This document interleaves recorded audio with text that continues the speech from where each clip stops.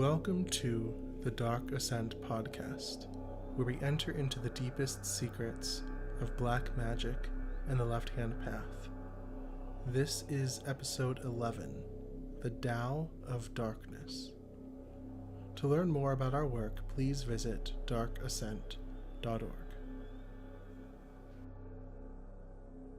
Hi everyone, and welcome to our podcast. I am, as always, Melektoth, and I'm here with my wife Eleonora. Hello.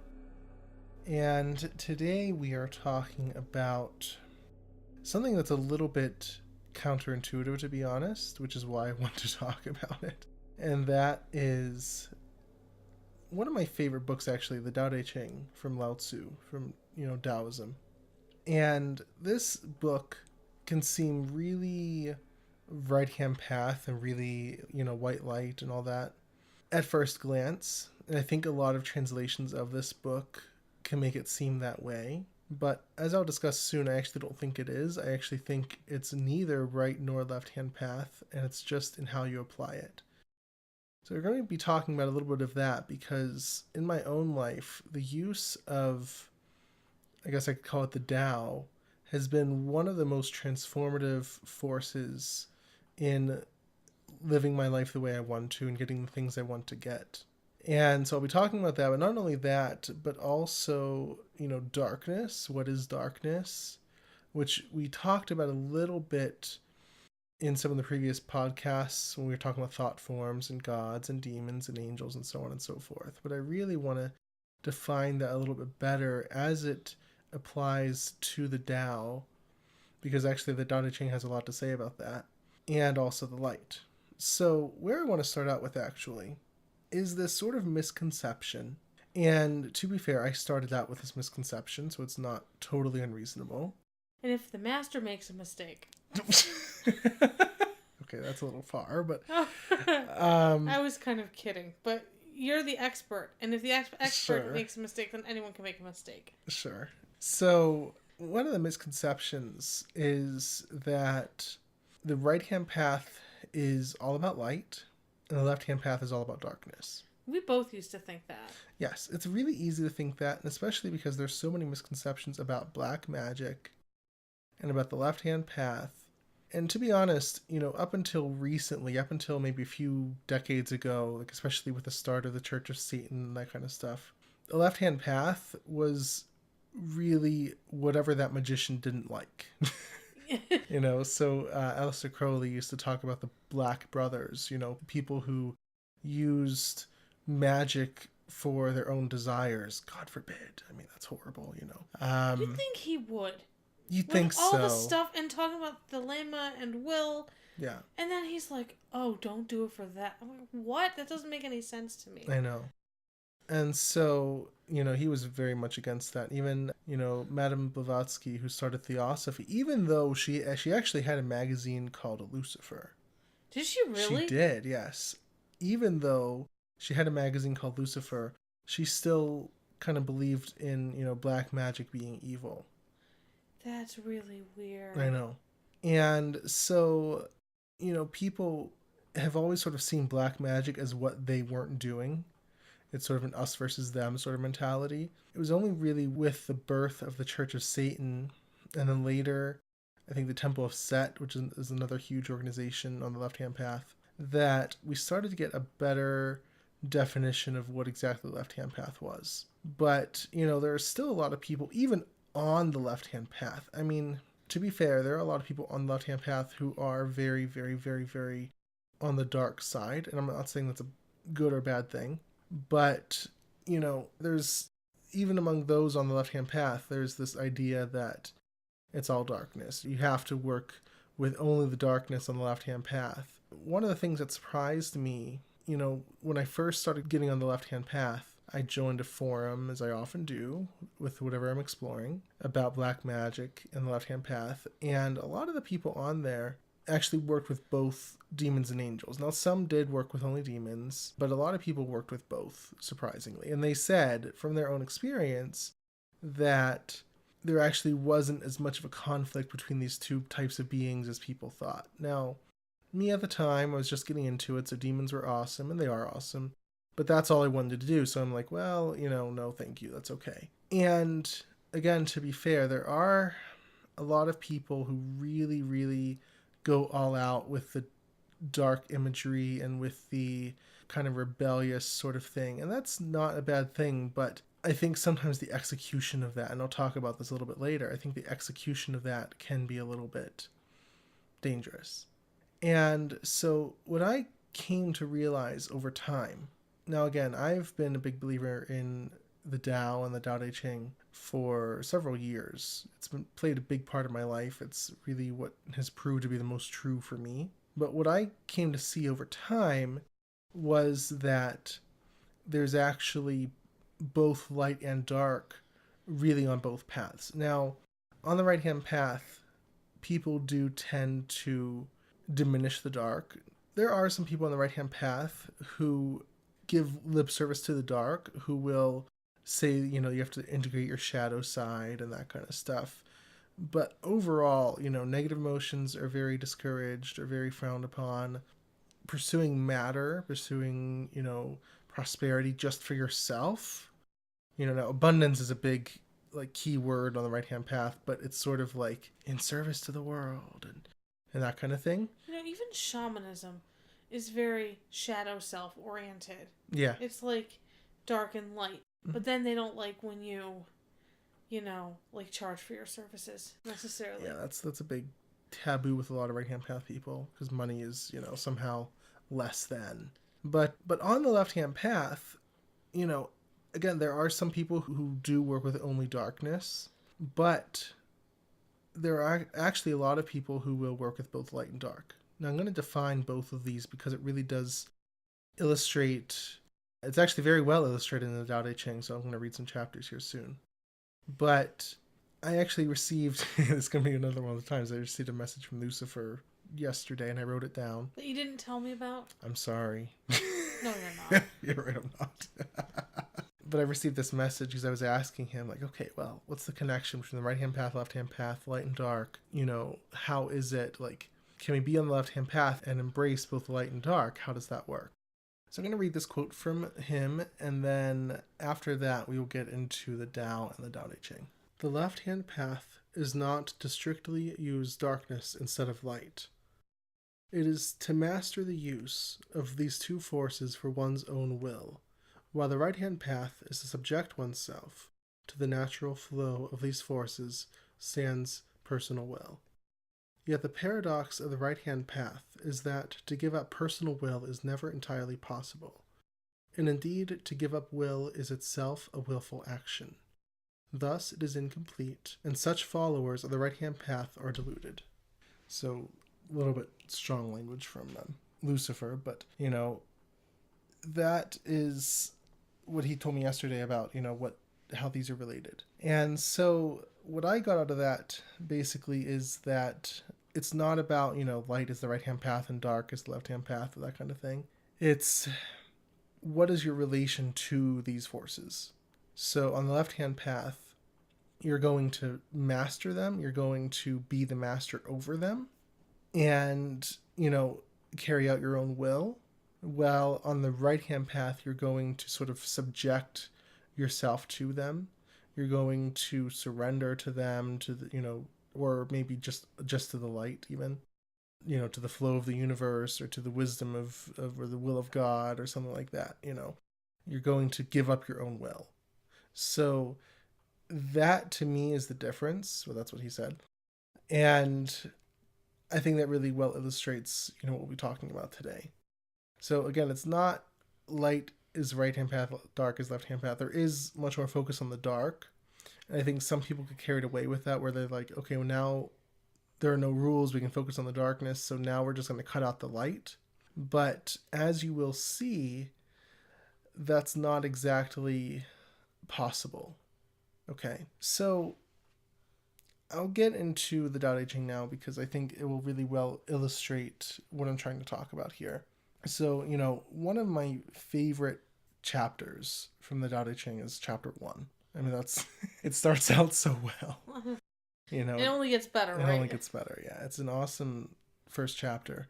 And what I'm going to do is actually read a couple of translations of this, because the way that different translations put it out there makes it more obvious sort of what's being discussed. So let me just read this. Yeah.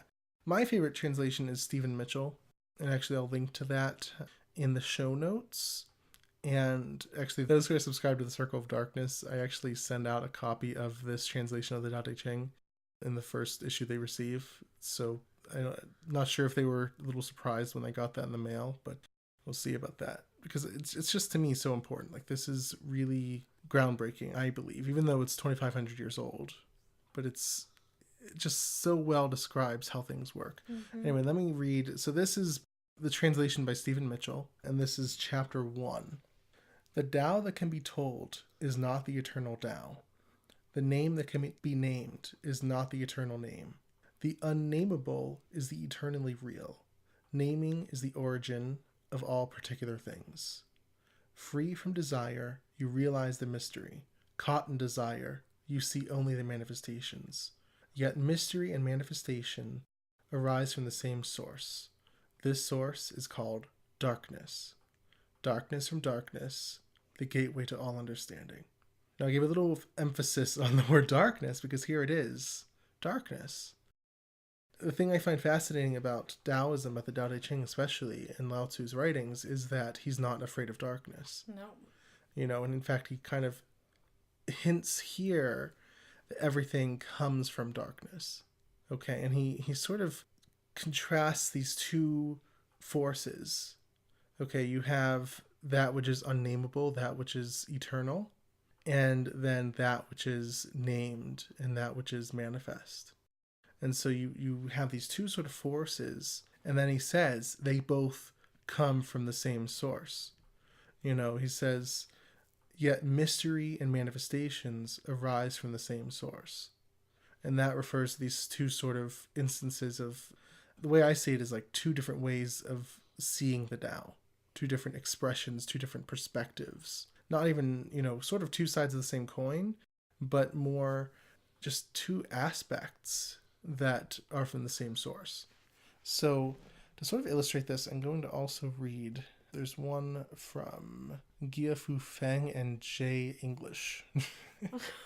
Sorry, it's just how it is. Okay, so here's the one from them. It's very similar, but there are just a few different modifications. The Tao that can be told is not the eternal Tao. The name that can be named is not the eternal name.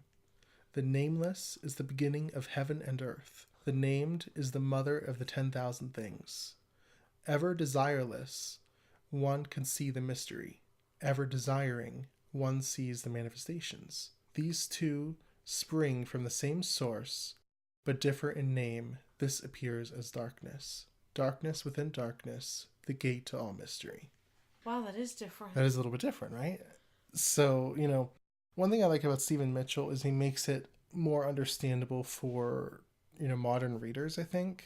But he also sort of takes some liberties sometimes. And so in my opinion, he, and a lot of translators, translates it in a way to really suggest a way that you should act. And my belief is that in the Tao Te Ching, there's not really a prescription of how to act. There's just a description of how things work. So for instance, when he says caught up in desire, you see only manifestations.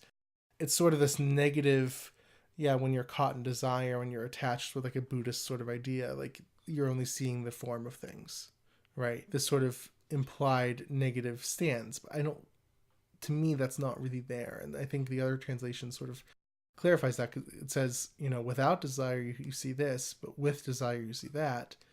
It's not really a negative thing either way. And in fact, it says both spring from the same source. So to me, I think this chapter can be sort of seen on a few different levels. I'm going to talk about that. So on the one hand, you see the Tao is this thing that's eternal. It's a thing that's before all else. It's, as it says, darkness within darkness.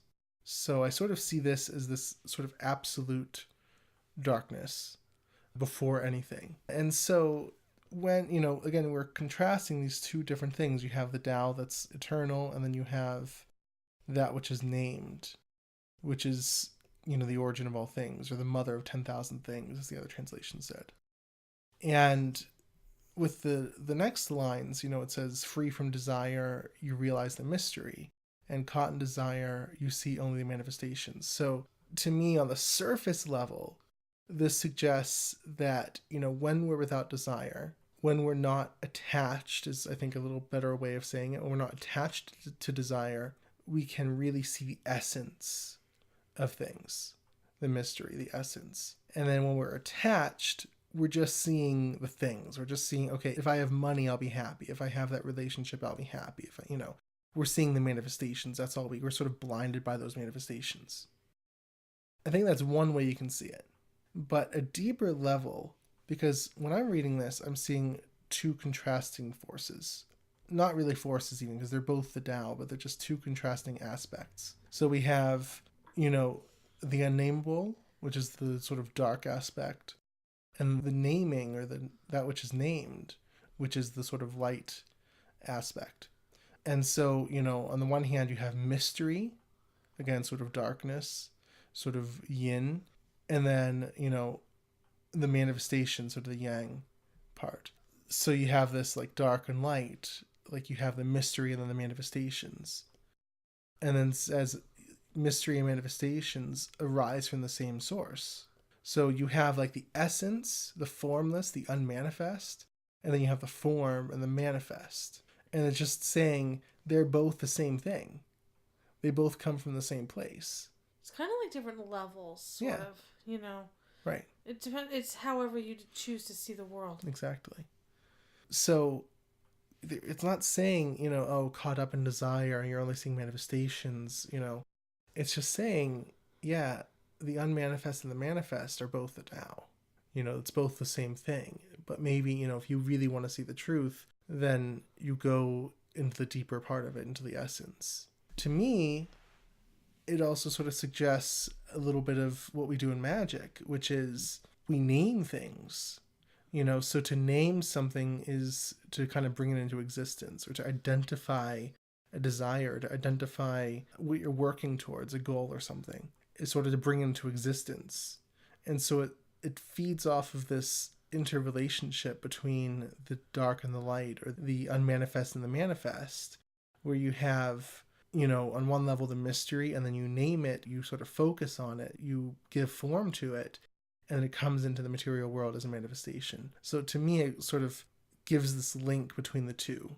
And I think it's a little hidden there, but to me, it's sort of obvious when you read, especially the second translation, because it's just contrasting these two things. So for me, what I've seen, again, dark and light sort of come from the same source. So I see darkness as sort of two different things in a sense. There's this absolute ultimate darkness. Like if you imagine what comes before everything, you don't see light, you see darkness. Right. Light kind of requires a source. Light requires something that it comes from. You see just darkness. All right. But out of darkness sort of springs light, but also you could say a minor darkness, if you will, or a secondary darkness, like a darkness in contrast to light, if you will. And so that's what I think it's saying, like, okay, so the Tao is darkness within darkness. Like the void? The void. Yeah. And then from that comes the unmanifest, which is this sort of secondary darkness, and the manifest, which is the light. And so that's sort of how I'm seeing it play out in this first chapter. And I know that's a little bit deep, and I'm trying not to get too deep. It's just, I like how this chapter lays out that you have both, and that neither is really preferential. Both are in balance. I like that you put it that way. Yeah? Because it seems like when you read it at first glance, it contradicts. Exactly, and that's how the whole book goes, honestly. Yeah. I think it takes some very, perceptive people to see through that illusion. Because I feel like it is an illusion. Yeah, it definitely is. Yeah. And that brings me to, like, did I read the thing about, I know I mentioned it somewhere, but I don't remember if I read it on the podcast about the spokes of the wheel and the emptiness in the middle. I don't think I mentioned it in the podcast. I don't know. I don't know if I'm going to mention it again, though. So, I sort of hinted that the first chapter gives us a little bit of a a template of creation in a sense, and I'm going to go along this path a little bit more. And this manifest and unmanifest is really well laid out in the 11th chapter, and it gives us even a better idea of how creation works and how we can create and how both light and dark are necessary. So I'm going to read that real quick and I'll comment on it. So this is again the Stephen Mitchell translation. We join spokes together in a wheel, but it is the center whole that makes the wagon move. We shape clay into a pot, but it is the emptiness inside that holds whatever we want. We hammer wood for a house, but it is the inner space that makes it livable.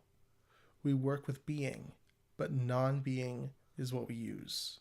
And I love this chapter. Yeah. Because this really lays out this relation between being and non-being, or light and dark. It really doesn't matter what we sort of call it light and dark just for convention. It really doesn't matter what you call these, but it's this manifest and unmanifest. Okay? And it's just saying here, you need both.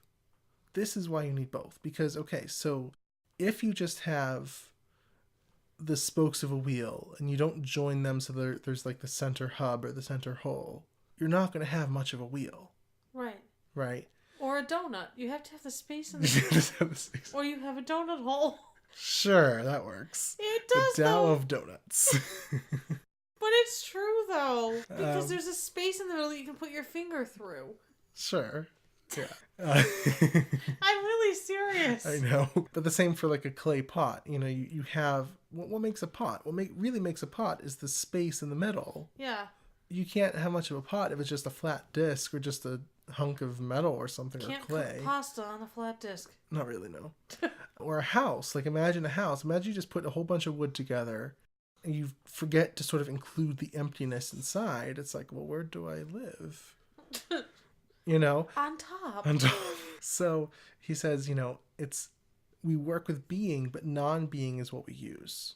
That's so true. So there's almost this slight, very slight preference for the darkness, actually, for the non-being, for the unmanifest, because it says, and I'll read another chapter here in a little while, where it says sort of something similar, but we work with being, but it's non-being that we use. It's that we kind of ground ourselves in, because without the emptiness, you wouldn't have anything. Yeah, you need it.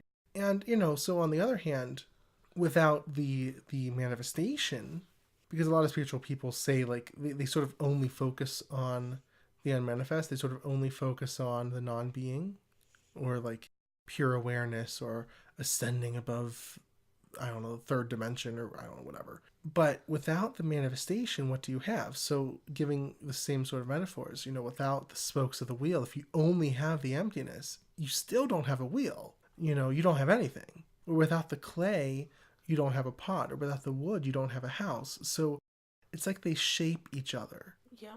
They sort of shape each other.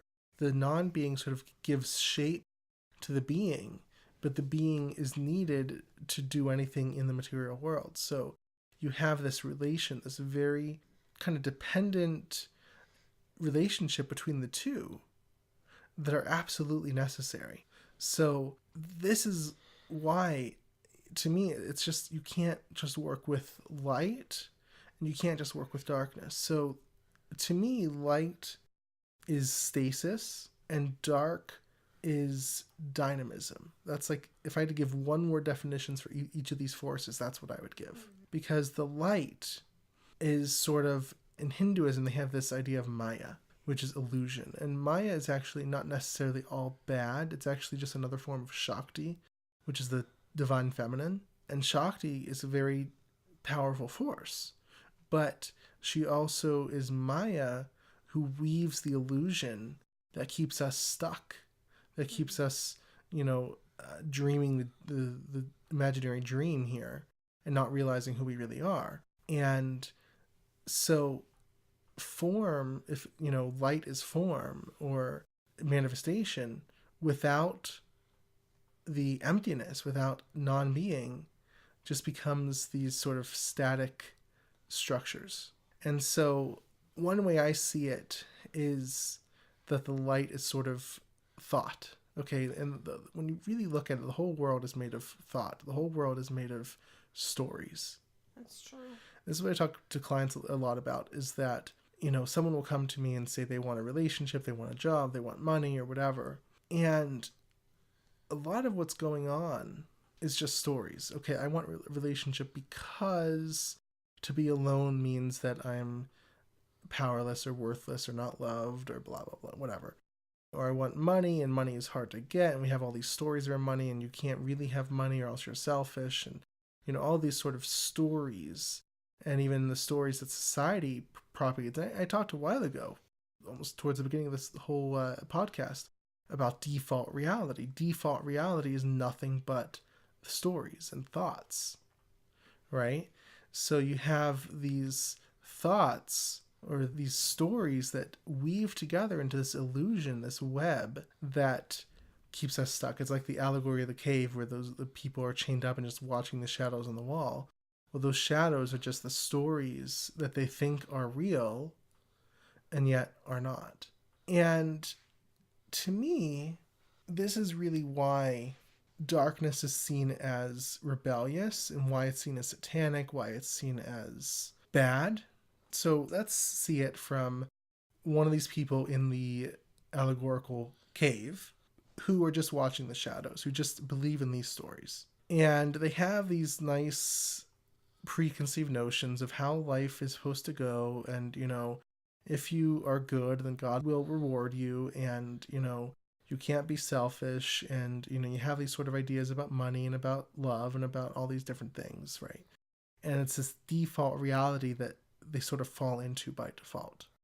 Like I talked about quite a while ago. I think that was episode maybe 3, I believe. Wow. I'll make sure of that. But, imagine someone who's just believing in those things and not even questioning it. Because people don't question it. People don't question default reality until they get to a point where it's like, oh, I can't stand being like this. Like they sort of see beyond it momentarily. I didn't grow up needing to question, or at least I didn't think I did. Right. So I understand that because I grew up that way. Like where I was just content with the way everything was. Yeah. Actually, I was wrong. It was episode 2 that was default reality. So I'll give a link to that in the show notes as well. But yeah, people tend not to question default reality. So imagine you have someone who's just living in default reality. And then you come along. You have the person in the allegory of the cave who comes back and says, hey, you're just looking at shadows. And how much do you think that person's going to appreciate the kind of rude awakening or the attempted rude awakening? So, okay. And I've had clients like this. You have someone who really, really believes it's someone else's fault. Oh, yeah. That they're in the situation they are. And then I come in and I say, is that really true? I just question it. Just a question. Or what if you attracted this? What if you created this? What if you can change it? What if you actually don't need this to be happy? And, you think I was just stepping all over them because they can get quite offended. You come to someone and, Eleonora has a friend like this who, and she's doing better, but plays a lot of victim mentality and, sees it as other people's fault, says that struggle is necessary. And if you try to question her well-crafted stories that she's weaved together or that have been weaved together for her, you're the bad one. Yep.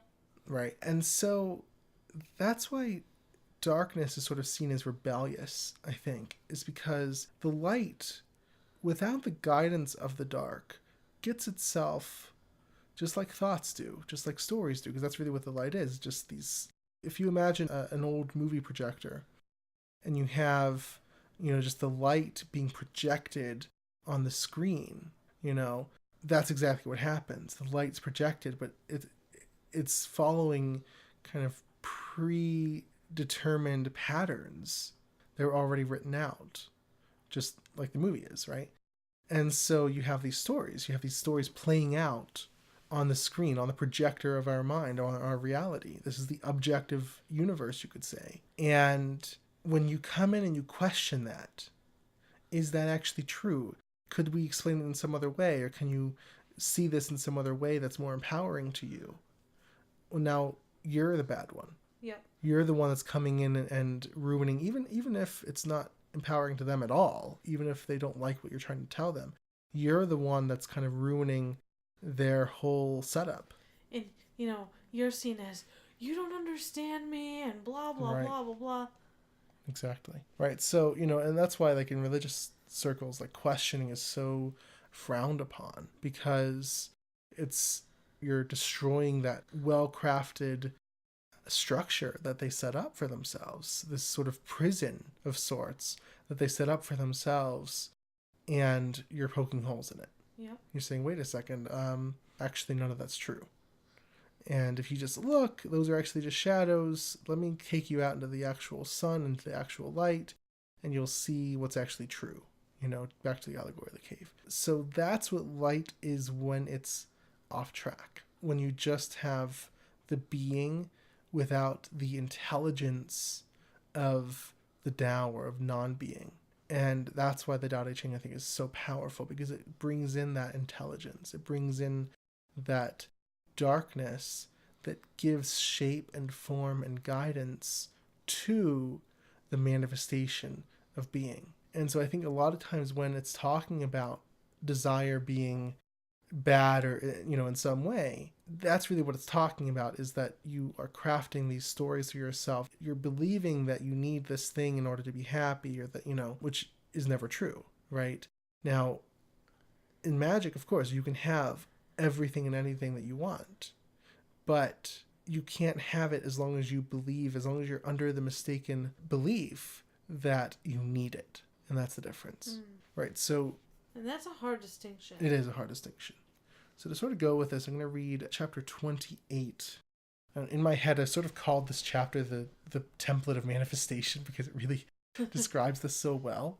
So I'm going to read the Stephen Mitchell version. I'll read another version too. Okay, so this one says, "Know the male, yet keep to the female. Receive the world in your arms. If you receive the world, the Tao will never leave you, and you will be like a little child. Know the white, yet keep to the black. Be a pattern for the world. If you are a pattern for the world, the Tao will be strong inside you, and there will be nothing you can't do. Know the personal, yet keep to the impersonal. Accept the world as it is. If you accept the world, the Tao will be luminous inside you, and you will return to your primal self. The world is formed from nothing, like utensils from a block of wood. The master knows the utensils, yet keeps to the block. Thus, she can use all things." So that's the translation from Stephen Mitchell. And there's a lot to unpack in that, but I want to read one of the translation real quick. So the other one? The other one this is one from, the name is Yi Wu. Okay, so this one's a little bit different, but it's very similar. "Knowing to the male and keeping to the female, one will be the stream bed of the world. To be the stream bed of the world, one will not depart from the constant virtue, but will return again to infancy. Knowing the white and keeping to the black, one will be the pattern of the world. To be the pattern of the world, one will not deviate from the constant virtue, but will return to the non-ultimate. Knowing the honor and keeping to the mean, one will be the valley of the world. Being the valley of the world, one's constant virtue is complete. One returns to simplicity. When the uncarved block becomes divided, it becomes vessels. The sage uses it to become a leader. Therefore, the great system will not cut apart." So, a little bit different. Yeah. It's a wordier thing. It's just, it uses more of the analogies and more of the idioms of the original, I think. But I really like it. So here's how I see this chapter. I see it as sort of the pattern of manifestation, because, you have, okay, so first of all, what the heck does it mean to know the male and keep to the female, know the white and keep to the black? It's just this polarity, this duality between light and dark. Same thing, yin and yang. So the male and the female is, again, the kind of light and dark. The white and the black, same thing. The personal and impersonal, same thing. You have the manifest, which is like the light, the male, etc., and the unmanifest, which is the dark, the female, the black, and so on. And so we have the same sort of thing where, again, from let's see, I think it was chapter 11, where it says we work with being, but it's non-being that we use. Know the male, but keep to the female. It's sort of the same idea, if you can see that, and it's using both. But it's kind of keeping to the feminine a little bit, but using the masculine. So like we're keeping to the dark, but using the light. Yep. And that's sort of how I see the left-hand path. Now, the reason I really like the second translation especially is because it says, be the stream bed of the world. Now, this goes really well with a central idea of Taoism, which is called Wu Wei. Wu Wei literally means non-doing, or non-action. And it doesn't mean not taking action. It seems like that. It doesn't mean that. It means not taking unnecessary action, not taking forceful action, okay?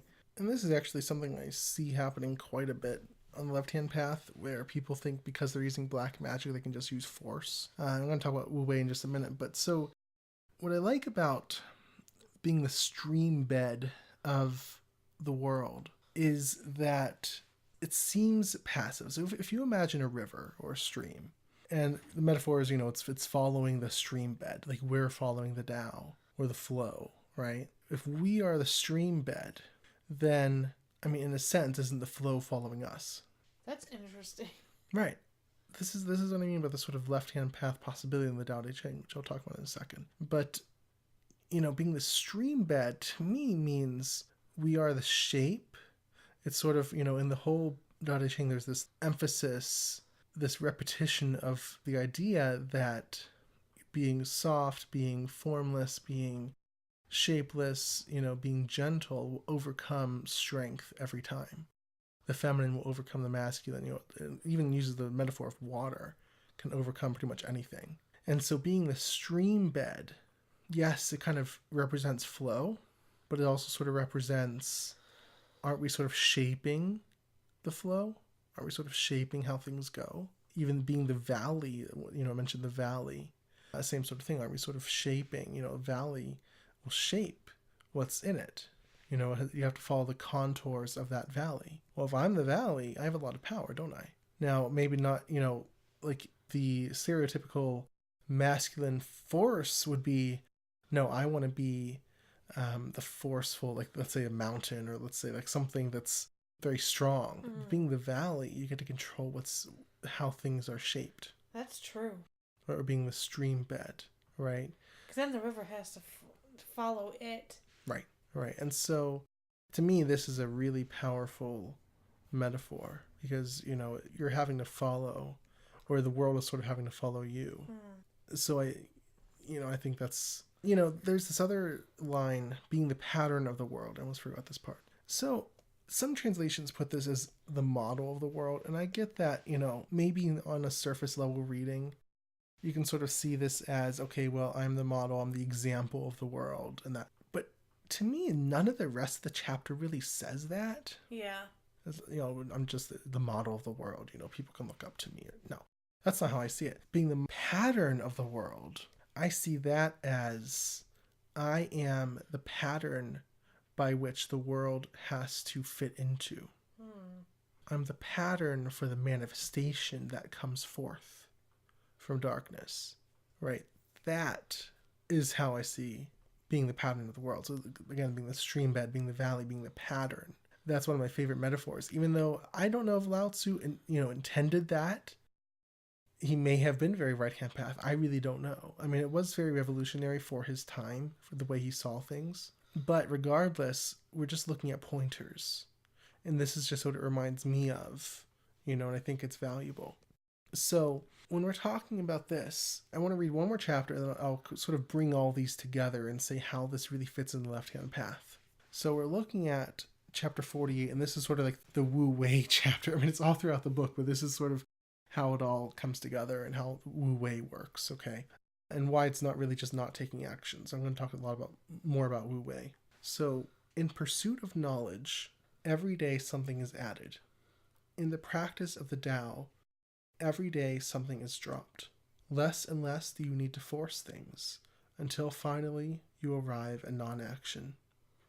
When nothing is done, nothing is left undone. True mastery can be gained by letting things go their own way. It can't be gained by interfering. And that's the translation by Stephen Mitchell.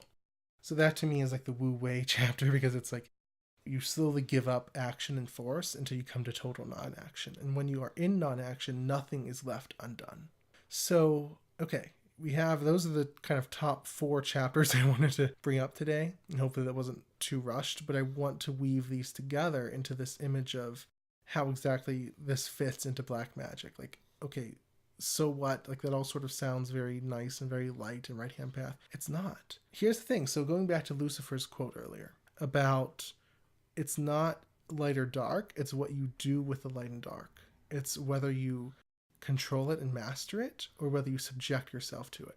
So on the surface, I've given sort of a surface level understanding of each chapter and sort of a deeper understanding, right? And so on the surface, it's like, okay, being caught up in desire is bad, and you have just the manifestation, or, like just be in the flow and everything will work out. And that's kind of how the book reads on the surface.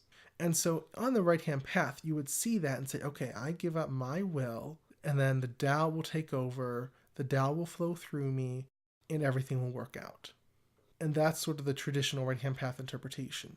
And that can be said, that can be accurate, that is sort of what's there in a sense. But I think there's something deeper there.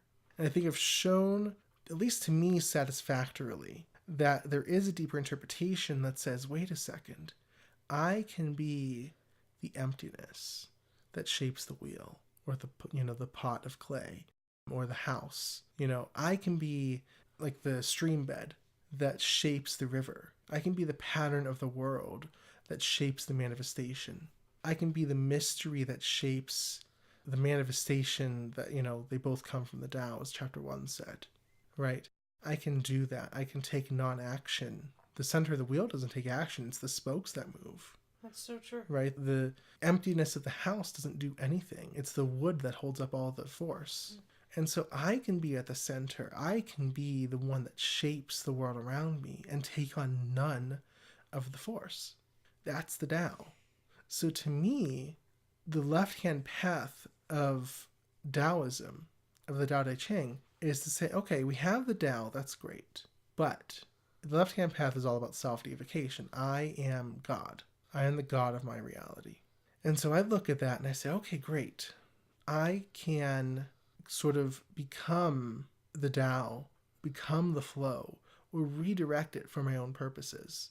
And that sounds a little more confrontational or resistant than I intended, because I actually think that sort of control or confrontation or resistance isn't really necessary. And I've learned that as I've gone along, that when you mix in light and dark, there's actually no conflict. No. The universe isn't really out to get you. Okay, yes, if you use only the light, then things can look like a prison that you have to break out of. And I think this is why a lot of people on the dark side, on the left-hand path, just using darkness, are sort of so forceful, because they see the light that they came from as this prison that they must now break out of. That it was evil or something. Yeah, and so now they have to use all this force and this, blasphemy, which I don't see a problem with it necessarily at first. I think it can be healthy.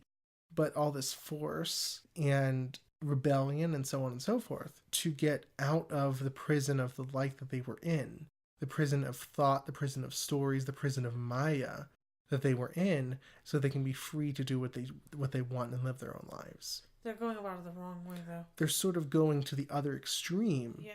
And saying, okay, I will throw away the light, I will break the bars that confine me. But a true understanding, when you really look at, let's say, the Tao Te Ching, for example, says there were never bars confining me.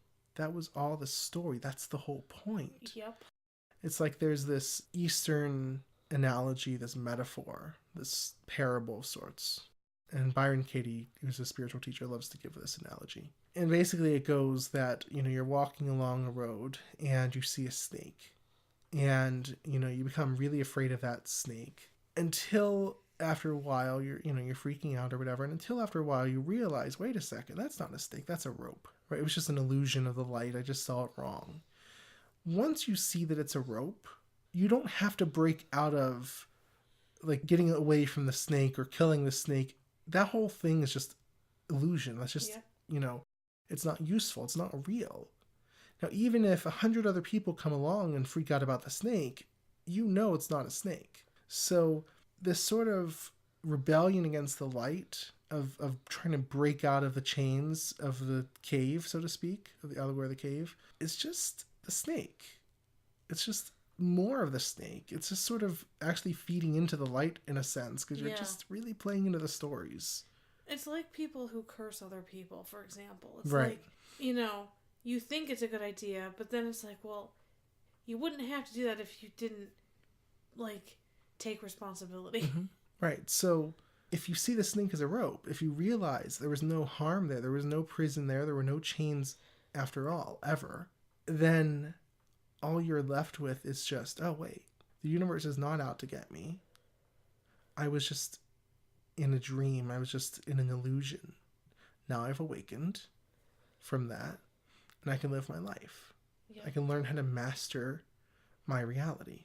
And in fact, the whole universe is here to help me, to serve me to do that. I talked about this last time in episodes 9 and 10, but especially with 10, I think, where I said, angels and demons, the whole 9 yards, they're all there. If they have the essence, the energy of the universe flowing through them, they are here to help you. Now, they will help you in different ways. The angels will tend to help you kind of be with the flow a bit more and be at peace and that kind of thing. Whereas the demons will sort of help you more to, the darkest dynamism. So they'll help you to change. They'll help you to find out what you want and to make changes in your life and that kind of thing. So they will help you in different ways, but they're both here to help you. All right. And so that's a really important understanding. But when you can just see that, no, there were no chains. There were no bars holding you prisoner. It was just your own stories, your own illusion, the default reality that was holding you. But actually, it can only hold you as long as you believe in it, as long as you give it that power. And so when you see that, when you can bring together the light and the dark, the light becomes informed by the dark. So it's no longer this prison of stories. So imagine, here's the difference between unguided light that becomes static, becomes stasis, and just dead structures, which is like the allegory of the cave, or like, the stories that I was mentioning in Maya and so on, versus the light informed by darkness that becomes the matter, the fabric by which you create your reality. So the difference is that in the latter case, you are the one weaving the stories. You say, which stories serve my creation? You can't create without the stories. You can't create without the thoughts. You can't create without the manifestation. If you throw away the light, you're throwing away everything. You're throwing away the material world. Just because the material world didn't look how you want it to look up to this point doesn't mean you throw it away and just keep to the darkness.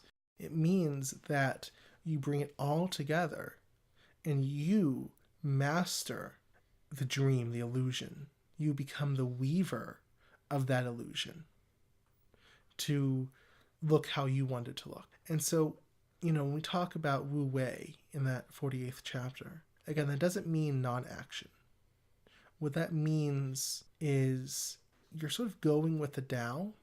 And I talked about this a lot in the first newsletter, and there's a lot more in there I didn't discuss here. But you're sort of going with the Tao, but you're guiding it. You're shaping it. You're being that stream bed. You're being that pattern. You're being that valley that says, okay, I'm going with the Tao, but this is where I want to go. I'm holding that intention in mind. And then the Tao will happily bring me in that direction. All right, so the idea of Wu Wei, or non-action, non-doing, it's like this. Imagine you have, a brick wall.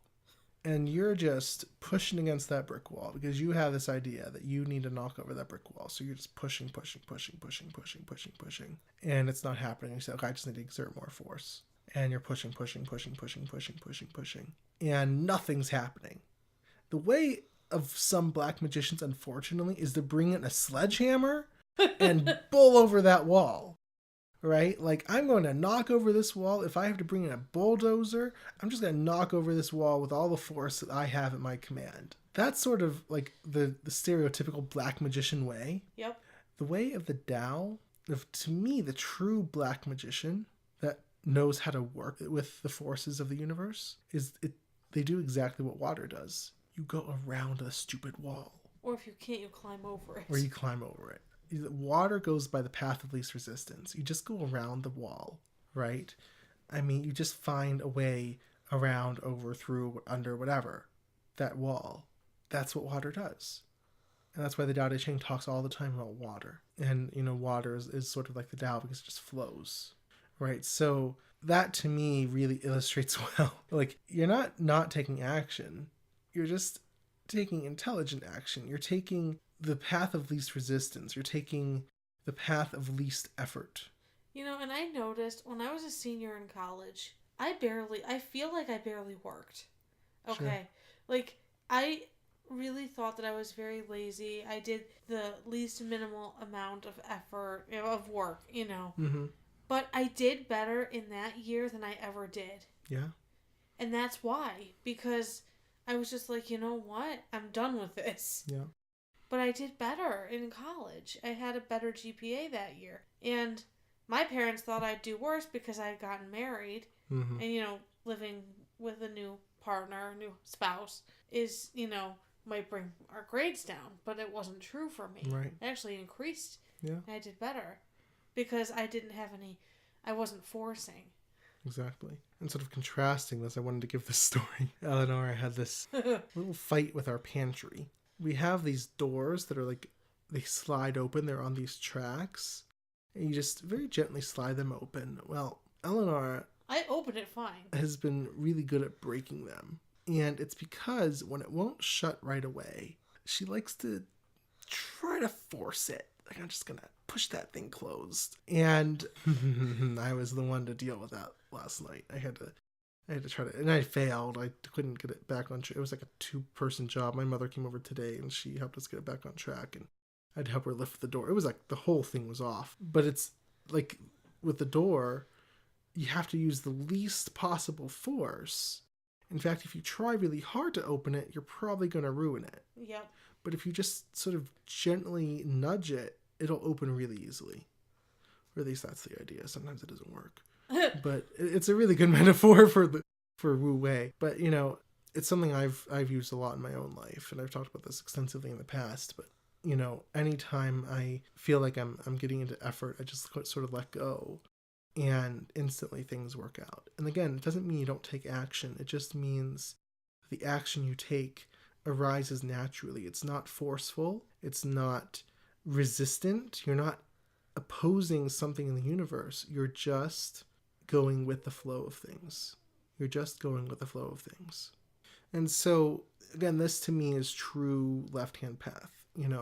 Maybe it's not the forcefulness and the blasphemy and the pure darkness that some people will focus on. But to me, it gets results. And for others that I've shared this with, if I think just doing pure darkness is something that, again, people can do sometimes as sort of a temporary pivot from the light. But to be truly on the left-hand path is to master both the light and the dark and to use them to your will.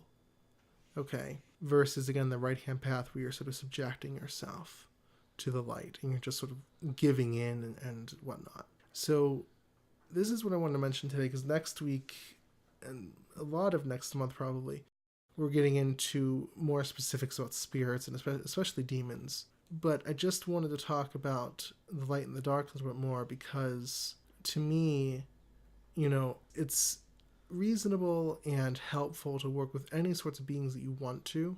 I love working with demons. That's primarily what I work with. Eleanor kind of prefers lighter beings sometimes. I'll do both. She'll do both. But again, both are very helpful. So, like, if you choose to work with a lighter god or an angel or something like that, there's nothing wrong with that. If you choose to work with demons, there's nothing wrong with that. But I wanted to give their relation, and they are not opposed to one another at all. In fact, they are quite complementary. Yeah. Because, as the first chapter of Tao Te Ching says, they both come from the same source. They're not even really opposite forces. They're the same force, just seen in different ways. And so I know this was a lot today. Hopefully that kind of gave some more clarity. Or not. I hope so. To really what the left-hand path is and why it's not just dark, just hammer everything down.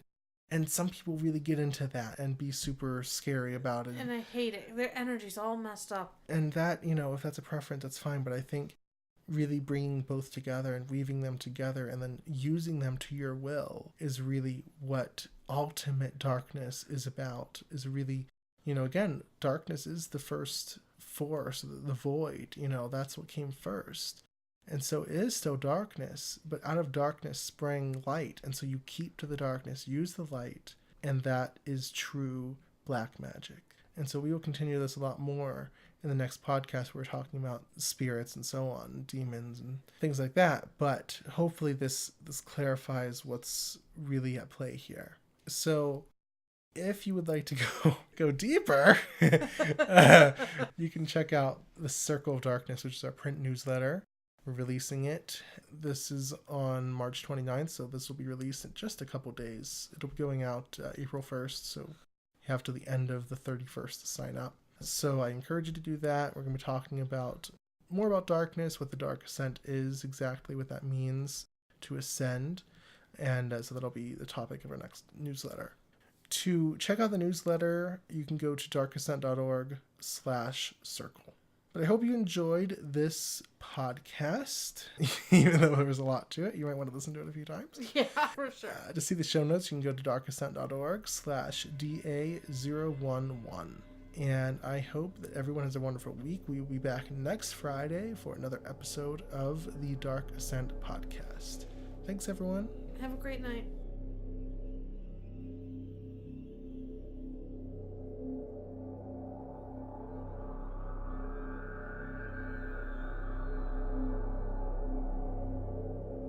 Thank you.